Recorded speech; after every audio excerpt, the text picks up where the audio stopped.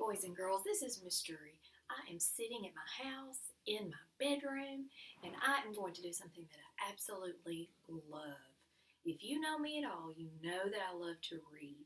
So I am going to read a chapter to you today from a book called Ramona Quimby, Age 8. This book is written by Beverly Cleary. So there are lots and lots of different Ramona books out there. If you enjoy this one, maybe you can find another one to read. This book has 9 chapters, and we are going to start today with chapter 1. Chapter 1 is titled, The First Day of School. Now, this is not our first day of school, but it is our first week of school from home. So I want you to keep that in mind as we're reading this and see if you can find some similarities. Ramona Quimby hoped her parents would forget to give her a little talking to. She did not want anything to spoil this exciting day.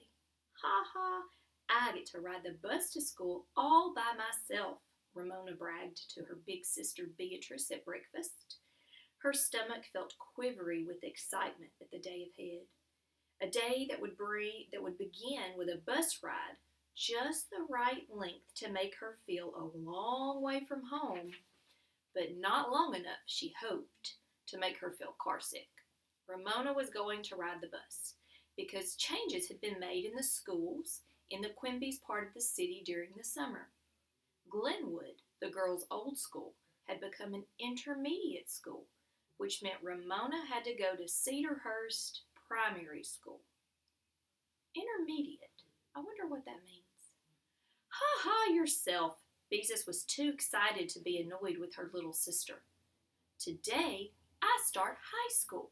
Well, does intermediate mean high school? Junior high school, corrected Ramona, who was not going to let her sister get away with acting older than she really was.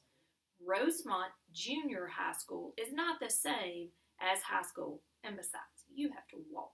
Okay, so now I know that the word intermediate means junior high school. Ramona had reached the age of demanding accuracy from everyone, even herself. All summer, whenever a grown-up asked what grade she was in, she felt as if she were fibbing when she answered third, because she had not actually started the 3rd grade. Still, she could not say she was in the 2nd grade since she had finished that grade last June. Grown-ups did not understand that summers were free from grades. Ha ha to both of you, said Mr. Quimby, as he carried his breakfast dishes into the kitchen. You're not the only ones going to school today. Yesterday had been his last day working at the checkout counter of the ShopRite market. Today he was returning to college to become what he called a real live school teacher. He was also going to work one day a week in the frozen food warehouse of the chain of ShopRite markets to help the family squeak by, as the grown-ups put it, until he finished his schooling. Ha ha to all of you if you don't hurry up, said Mrs. Quimby as she swished suds in the dishpan. She stood back from the sink so she would not spatter the white uniform she wore in the doctor's office where she worked as a receptionist. Daddy, will you have to do homework? Ramona wiped off her milk mustache and gathered up her dishes. That's right. Mr. Quimby flicked a dish towel at Ramona as she passed him. She giggled and dodged, happy because he was happy. So you can see a picture of Ramona being swished by that towel. Never again would he stand all day at a cash register, ringing up groceries for a long line of people who were always in a hurry. That makes me think of Walmart. Ramona slid her plate into the dishwater.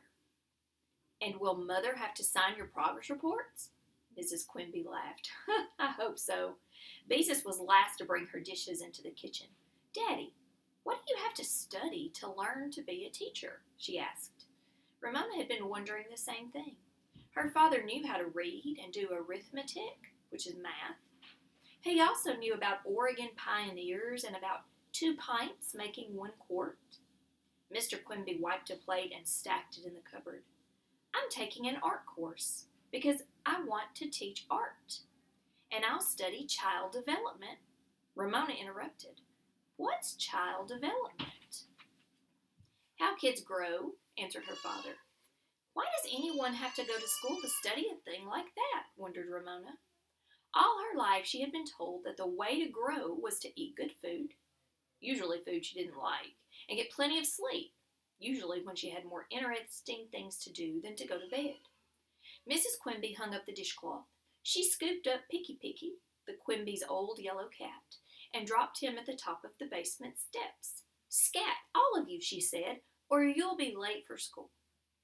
After the families rushed to brush teeth, Mr. Quimby said to his daughters, Hold out your hands. And into each waiting pair he dropped a new pink eraser. Just for luck, he said, not because I expect you to make mistakes. Thank you, said the girls. Even a small present was appreciated because presents of any kind had been scarce, while the family tried to save money so Mr. Quimby could return to school. Ramona, who liked to draw as much as her father, especially treasured the new eraser. Smooth, pearly pink, smelling softly of rubber and just right for erasing pencil lines. Mrs. Quimby handed each member of her family a lunch, 2 in paper bags and 1 in a lunchbox for Ramona. Now, Ramona, she began. Ramona sighed. Here it was, that little talking to she always dreaded. Please remember, said her mother, you really must be nice to Willa Jean. Okay, we haven't heard of Willa Jean before, but I know this is Ramona's first day of school, so maybe this is a little girl that Ramona's going to be in the same class with. That's my prediction. Ramona made a face. I try, but it's awfully hard. Being nice to Willa Jean was the part of Ramona's life that was not changing, the part she wished would change. Every day after school, she had to go to her friend Howie Kemp's house, where her parents paid Howie's grandmother to look after her until one of them could come for her. Both of Howie's parents, too, went off to work each day.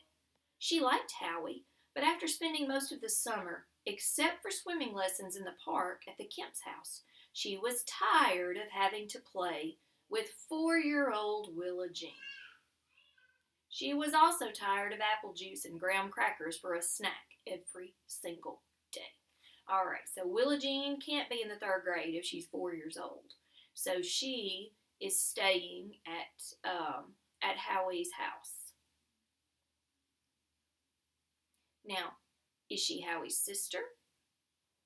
I'm not sure.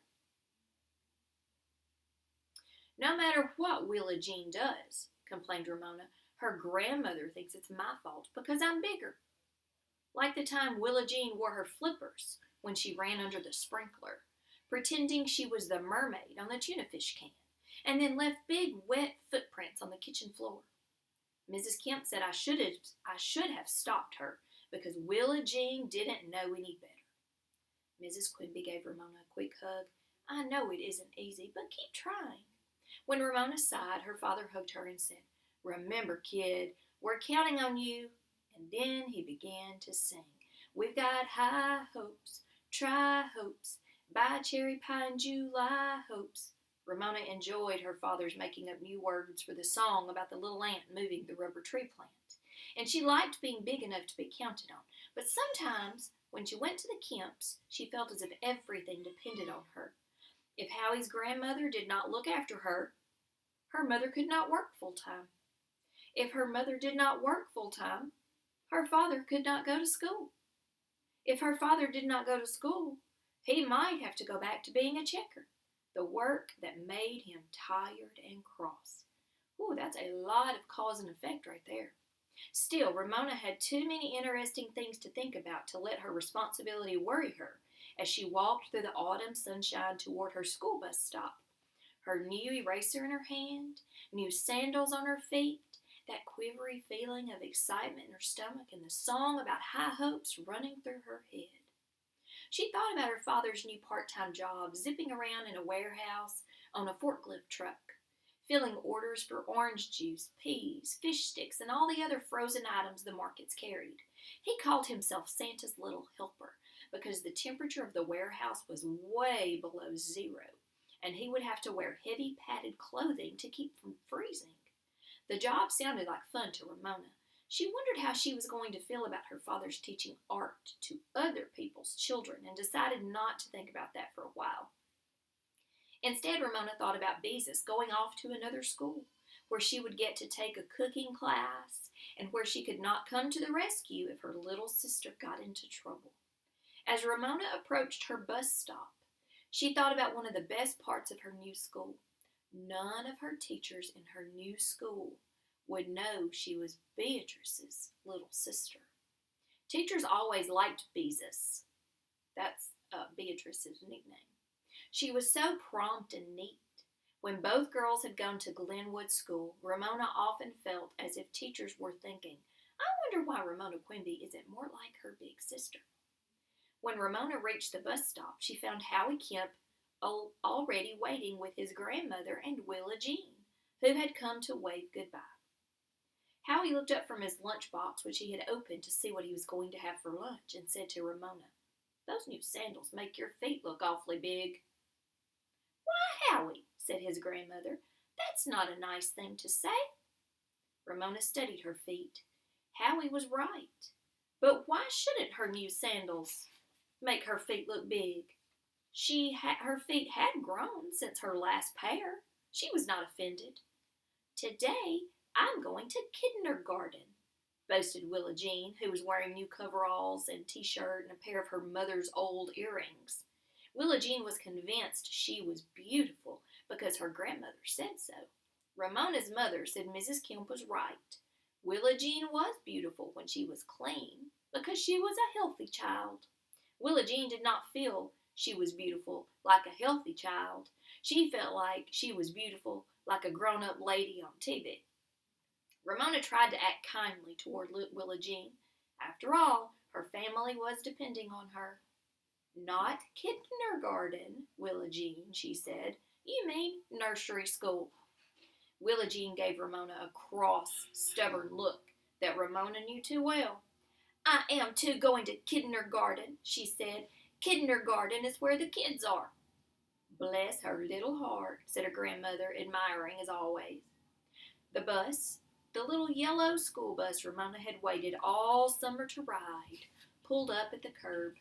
Ramona and Howie climbed aboard as if they were used to getting on buses by themselves. I did it just like a grown-up, thought Ramona. Good morning. I am Mrs. Hannah, your bus aide, said a woman sitting behind the driver. Take the first empty seats toward the back.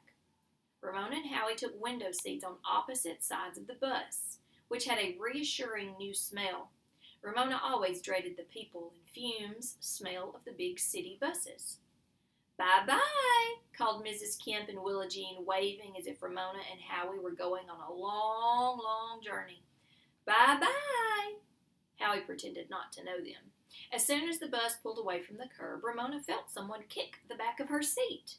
She turned and faced a sturdy boy wearing a baseball cap with a visor turned up and a white t-shirt with a long word printed across the front. She studied the word to see if she could find short words in it, as she had learned to do in the second grade. Earthquakes. Earthquakes. Some kind of team, yes. He looked like the sort of boy whose father would take him to ball games. He did not have a lunchbox, which meant he was going to buy his lunch in the cafeteria. A grown-up would not call him a purple cootie. Ramona faced front without speaking. This boy was not going to spoil her first day of the third grade. Thump, thump, thump, against the back of Ramona's seat. The bus stopped for other children, some excited and some anxious. Still the kicking continued. Ramona ignored it as the bus passed her former school. Good old Glenwood, thought Ramona, as if she'd gone there a long, long time ago. All right, Danny, said the bus aide to the kicking boy. As long as I'm riding shotgun on this bus, we won't have any kicking the seats. Understand? Ramona smiled to herself as she heard Danny mutter an answer. How funny. The bus aide saying she was riding shotgun as if she were guarding a shipment of gold on a stagecoach instead of making children behave on a little yellow school bus. Ramona pretended she was riding a stagecoach pursued by robbers until she discovered her eraser, Her beautiful pink eraser was missing. "Did you see my eraser?" she asked a second-grade girl who had taken the seat beside her. The two searched the seat and the floor. No eraser. Ramona felt a tap on her shoulder and turned. "Was it a pink eraser?" asked the boy in the baseball cap. Yes. Ramona was ready to forgive him for kicking her seat. "Have you seen it?" "Nope." The boy grinned as he jerked down the visor of his baseball cap.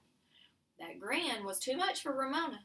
"Liar!" she said with her most ferocious glare, and faced front once more, angry at the loss of her new eraser, angry with herself for dropping it so the boy could find it. Purple cootie, she thought, and hoped the cafeteria would serve him fish portions and those canned green beans with the strings left on, and apple wedges, the soft mushy kind with tough skins, for dessert. The bus stopped at Cedarhurst, Ramona's new school, a 2-story red brick building very much like her old school. As the children hopped out of the bus, Ramona felt a little thrill of triumph. She had not been carsick. She now discovered she felt as if she had grown even more than her feet. 3rd graders were the biggest people, except teachers, of course, at this school. All the little 1st and 2nd graders running around the playground looking so young made Ramona feel tall, grown up, and sort of, well, wise in the ways of the world. Danny shoved ahead of her. "Catch!" he yelled to another boy. Something small and pink flew through the air and into the boy's cupped hands. The boy wound up as if he were pitching a baseball, and the eraser flew back to Danny. "You give me back my eraser!"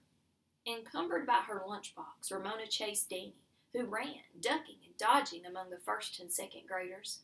When she was about to catch him, he tossed her eraser to the other boy. If her lunchbox had not banged against her knees, Ramona might have been able to grab him. Unfortunately, the bell rang first. "Yard apes!" yelled Ramona, her name for the sort of boys who always got the best balls, who were always first on the playground, and who chased their soccer balls through other people's hopscotch games. She saw her pink eraser fly back into Danny's hands. "Yard apes!" she yelled again, tears of anger in her eyes. "Yucky yard apes!" The boys, of course, paid no attention. Still fuming, Ramona entered her new school, and she climbed the stairs to find her assigned classroom, which she discovered looked out over roofs and treetops to Mount Hood in the distance.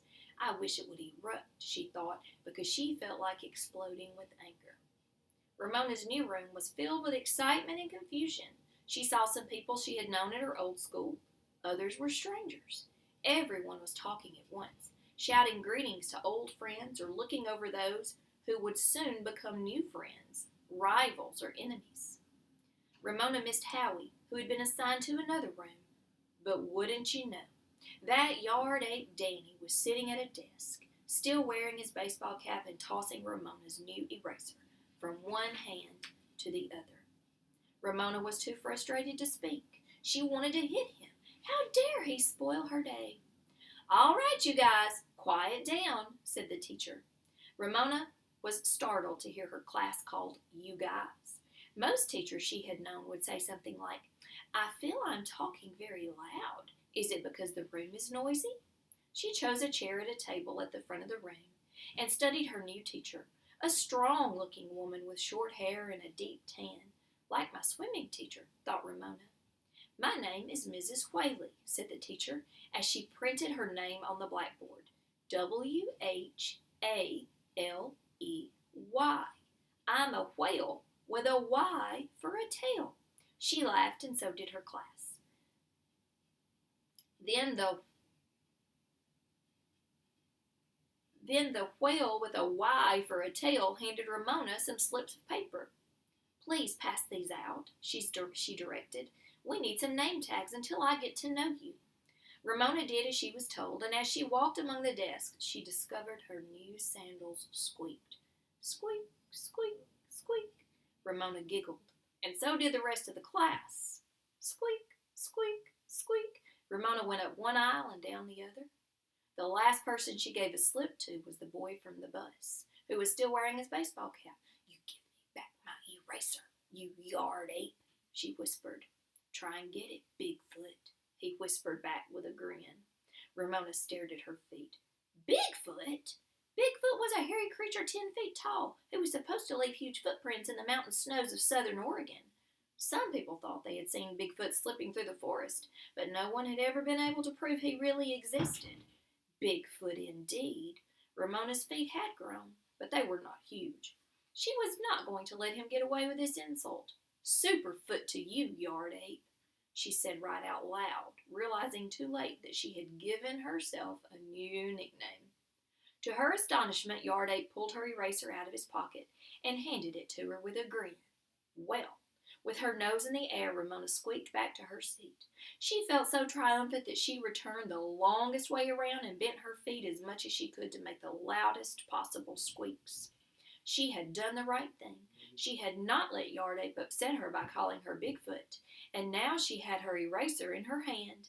He would probably call her Superfoot forever, but she did not care. Superfoot was a name she had given herself. That made all the difference. She had won. Ramona became aware that she was squeaking in the midst of an unusual silence. She stopped mid-squeak when she saw her new teacher watching her with a little smile. The class was watching the teacher. "We all know you have musical shoes," said Mrs. Whaley. Of course the class laughed.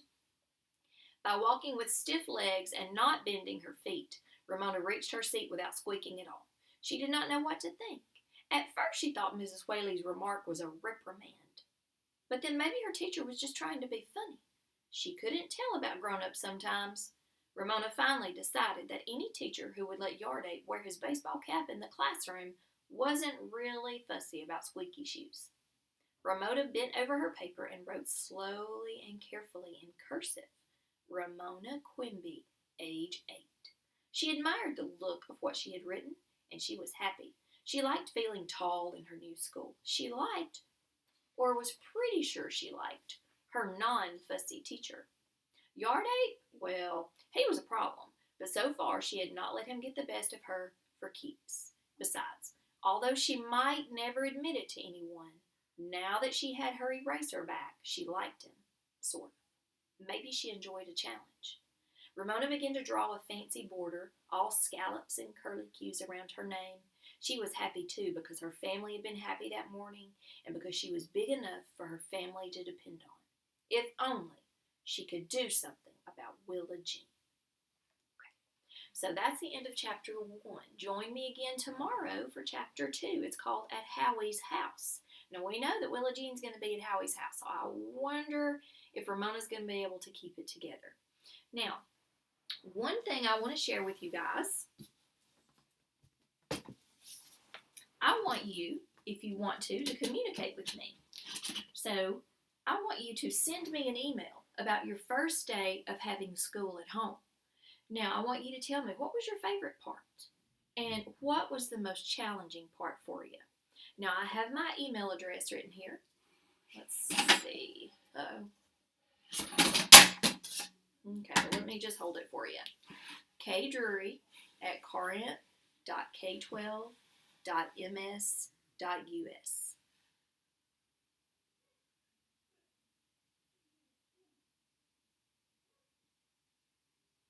Bye-bye.